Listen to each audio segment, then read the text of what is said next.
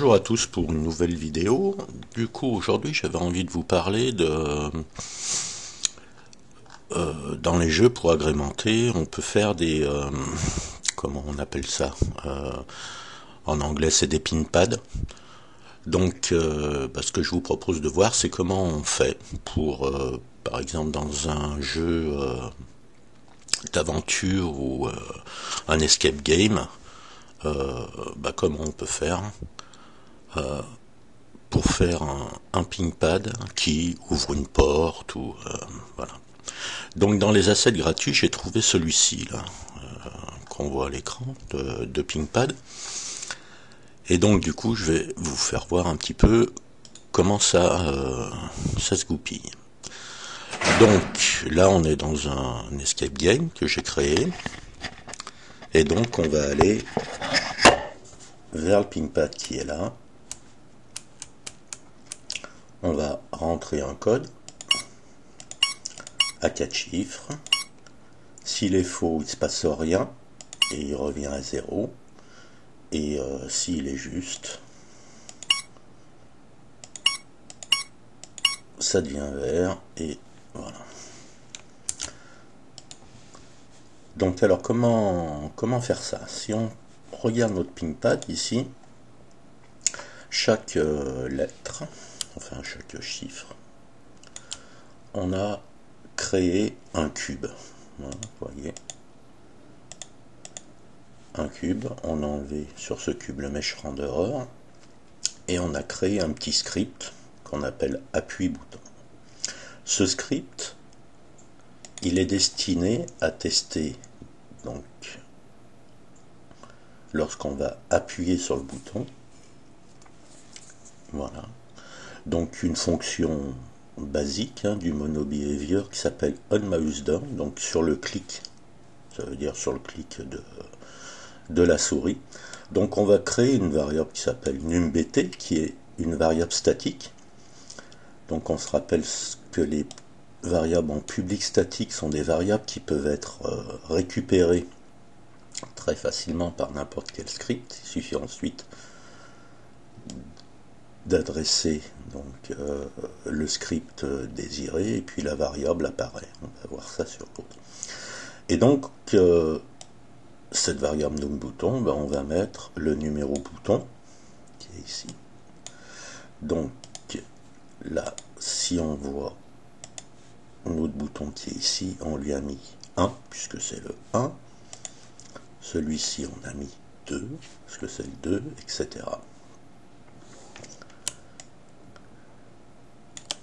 L'appui sur les touches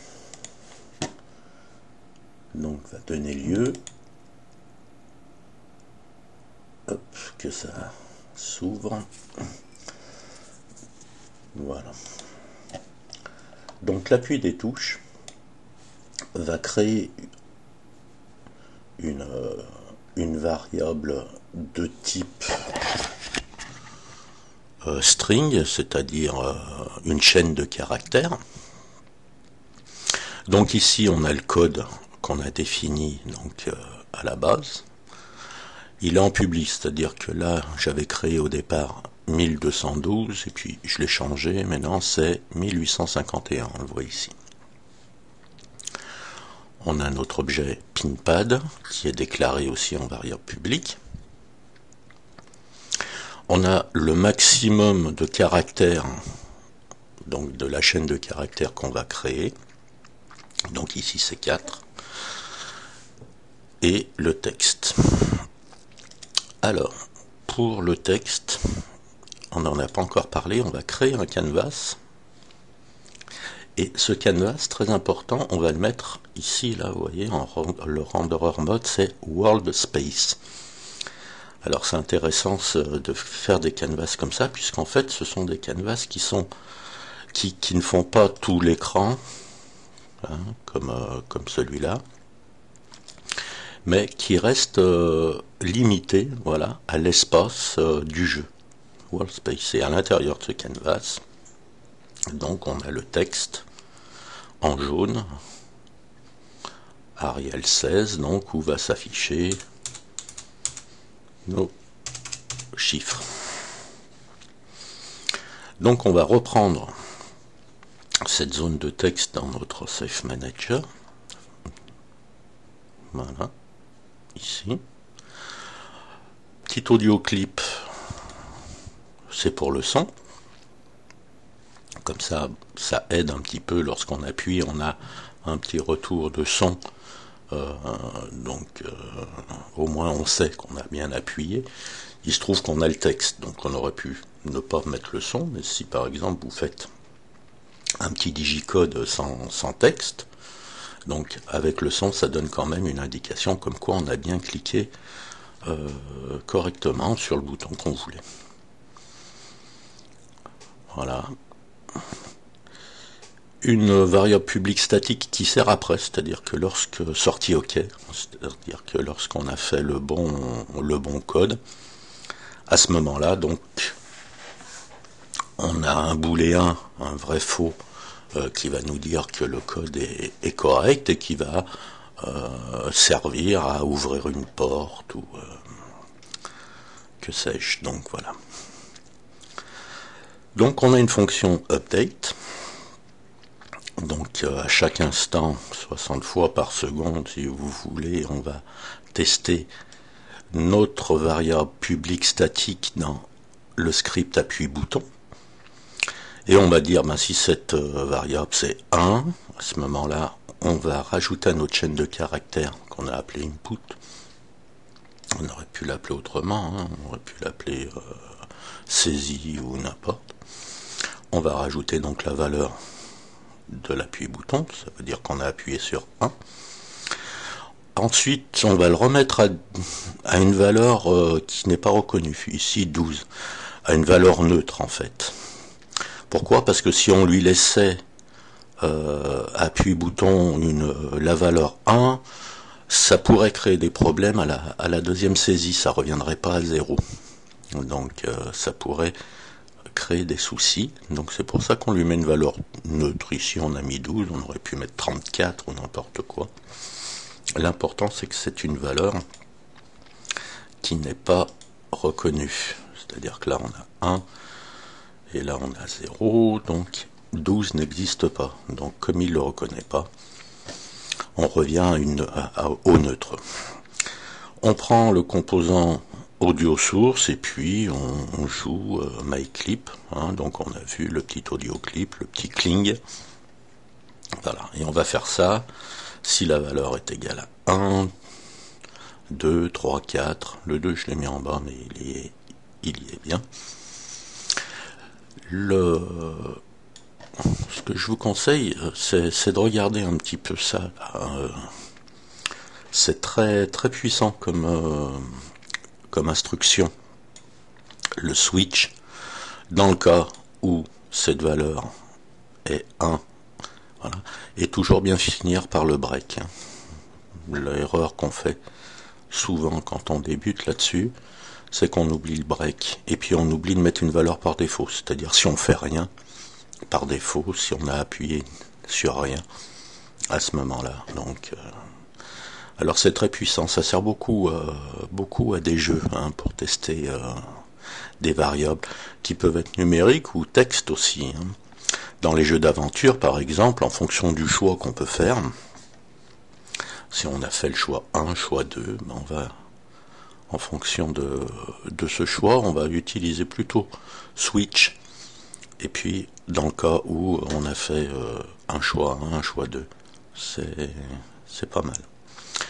Dans le fix update, donc ici,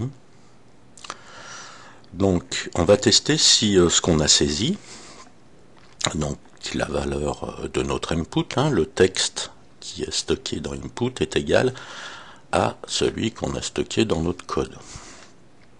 Si c'est le cas, à ce moment-là, mon booléen sorti OK devient vrai, c'est-à-dire que je pourrais récupérer donc une variable vraie qui va, comme je vous l'ai dit déjà, ouvrir une porte ou clore le jeu, enfin peu importe. La player pref, donc player pref s'extring, On pourra faire une vidéo là-dessus sur les player pref, c'est très intéressant parce que c'est des variables qui restent en mémoire. Donc là, j'ai créé une variable qui s'appelle porte de sortie et je lui mets, donc c'est un string, hein, et je lui mets la valeur, donc le code de la porte a été trouvé. Ce player pref là est repris après, puisque lorsqu'on a fini le jeu, en fait, je fais un petit récap de tout ce qui a été fait. Ensuite, donc, on passe l'objet à trou. Là, ouais, c'est pas super intéressant. On change la couleur du texte, donc on la met verte, hein, comme on l'a vu. Lorsqu'on arrive à trouver le code 1851, donc au lieu d'être jaune, ça devient vert. Là, on va tester, donc là c'est si la valeur de l'input correspond. Si la valeur de l'input dépasse les 4 caractères, donc on remet à 0, hein, c'est ce qu'on avait vu. Et puis par défaut, le texte, c'est égal à la valeur de la variable input. Donc ici, vous voyez, si on trouve le code, on va ici à open, et puis donc là, ici c'est là où on mettrait, vous voyez, là par défaut j'avais mis door rotation, donc j'ouvrais une porte avec ce truc là. Donc voilà comment ça se goupille. Alors l'intéressant avec ça, c'est qu'on n'est pas obligé de prendre un asset tout fait. On peut se le créer soi-même. Donc je vais vous faire voir sur un autre. Donc j'ai récupéré en fait une image sur internet d'un digicode, hein, qui est là. Donc j'en ai fait une texture, je l'ai mis sur un cube, et en fait c'est le même principe, c'est-à-dire que voilà. Sauf que là donc il n'y a pas le texte. On met A pour machin, et pareil, donc si on trouve le bon code, ici, donc la petite lumière s'allume. Je vous ferai voir comment on fait pour allumer des petites lumières, des machins, c'est sympa aussi, et c'est tout, j'allais dire, c'est tout bête à faire. Donc la porte s'ouvre, et puis comme ça nous permet de continuer l'aventure. Donc il y a des indices, voilà, qui vont permettre, ici il y a un autre coffre,